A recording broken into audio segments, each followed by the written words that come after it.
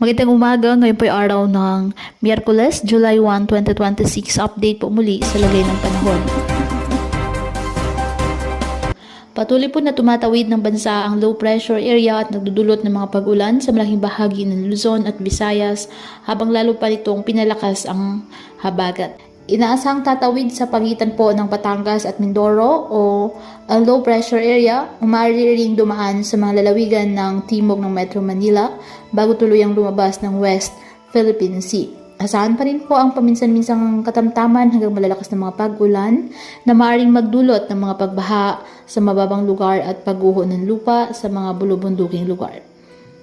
Kapag nasa labas na po ng West Philippine Sea, may posibilidad na lalo pang lumakas at magiging isang tropical depression at papangala ng Henry ng Pag-asa kung manatiling paborable ang kondisyon ng karagatan at atmosfera. Bukod naman po sa low pressure area na minomonitor ngayon, may isa pang low pressure area na binabantayan sa malayong silangang parte ng Pilipinas at base po sa mga weather models, mataas ang tsansa na maging bagyo ito sa mga susunod na araw. Sa ngayon, posibleng maging isang napakalawak na bagyo at posible pa rin itong maging isang super typhoon habang lumalapit sa ating part.